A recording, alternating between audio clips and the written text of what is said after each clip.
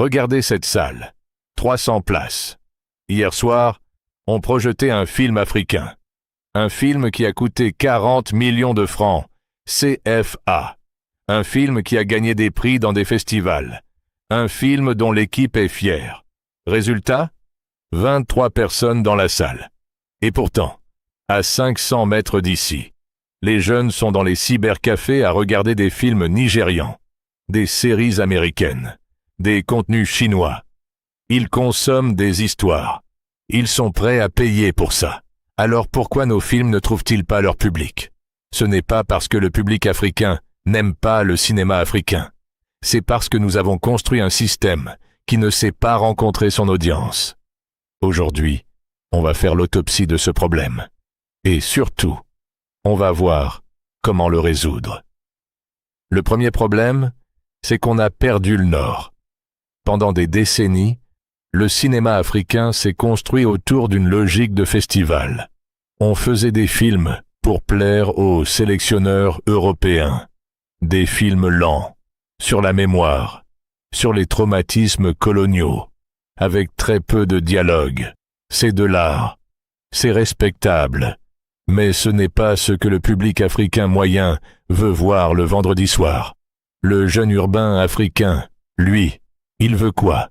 Il veut des thrillers, des comédies, des histoires d'amour compliquées, des films qui parlent de sa réalité, la galère pour trouver un travail, les pressions familiales, les rêves de réussite, les tensions entre tradition et modernité. Nollywood l'a compris depuis 20 ans.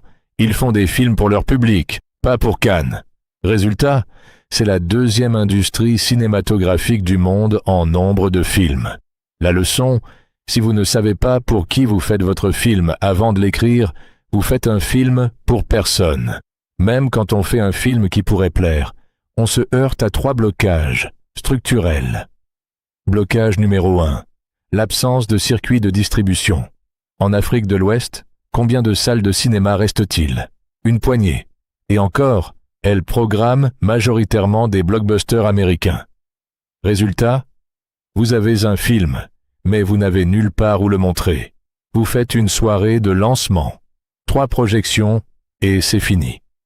Blocage numéro 2. La piraterie, comme distribution parallèle. Votre film sort. 2 semaines plus tard, il est sur clé, USB, dans tous les marchés pour 500 francs. CFA. On crie à la piraterie. Mais soyons honnêtes, la piraterie existe parce qu'elle répond à une demande. Les gens veulent voir le film, mais ils ne peuvent pas aller au cinéma.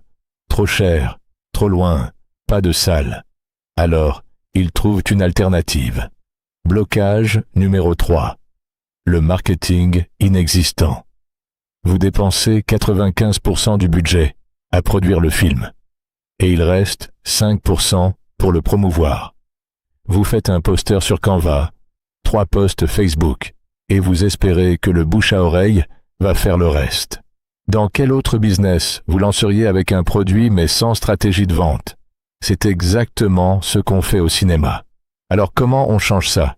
Il y a 3 leviers concrets. Levier numéro 1. Concevoir pour l'audience, pas pour le festival. Avant d'écrire, posez-vous la question. Qui va payer pour voir ce film ? Si la réponse est « je ne sais pas », vous avez un problème. Identifiez votre public cible. Étudiants urbains, jeunes couples, familles, adaptez votre histoire, votre casting, votre communication à ce public. Levier numéro 2. Créez des circuits alternatifs. Les salles manquent. Créez vos propres circuits. Projection en plein air dans les quartiers, avec système de billetterie mobile, Money. Partenariat avec les instituts culturels, les alliances françaises, les centres culturels. Tournée dans les universités. Événements, cinéma plus débat avec les acteurs. Levier numéro 3. Investir dans le marketing digital. Un film africain peut très bien fonctionner sur YouTube en VOD, vidéo à la demande. Mais pour ça, il faut une stratégie. Bande-annonce travaillée, teaser, interview des acteurs, behind the scene, partenariats avec des influenceurs locaux. Un bon marketing peut transformer un film moyen en succès populaire. Un mauvais marketing peut tuer un chef-d'œuvre. Et ne me dites pas que ça ne marche pas. Regardez ce qui se passe déjà. Au Nigeria, Des films comme The Wedding Party ou Lionheart ont rempli les salles et se sont vendus à Netflix. Au Sénégal, des comédies comme Aïda ont cartonné parce qu'elles parlaient directement au public local. Au Bénin, des web-séries comme Les Broutilles ont des centaines de milliers de vues parce qu'elles capturent l'air du temps. Qu'est-ce qu'ils ont en commun? Ils connaissent leur public. Ils le respectent. Ils lui donnent ce qu'il attend. Du divertissement de qualité, des histoires qui leur ressemblent et une accessibilité maximale. Ce n'est pas de la facilité, c'est de l'intelligence marché. Le cinéma africain n'a pas un problème de talent, il a un problème de modèle économique. Tant qu'on continuera à faire des films sans savoir à qui on va les vendre, on continuera à avoir des salles vides et des disques durs qui dorment. Mais si on commence à penser public, distribution, marketing dès la phase d'écriture, tout change. Le public africain attend nos histoires. Il est là. Il a soif de se voir à l'écran. À nous de construire les ponts pour qu'il nous rencontre. Pensez public. Pensez marché. Pensez distribution. Abonnez-vous pour la prochaine analyse.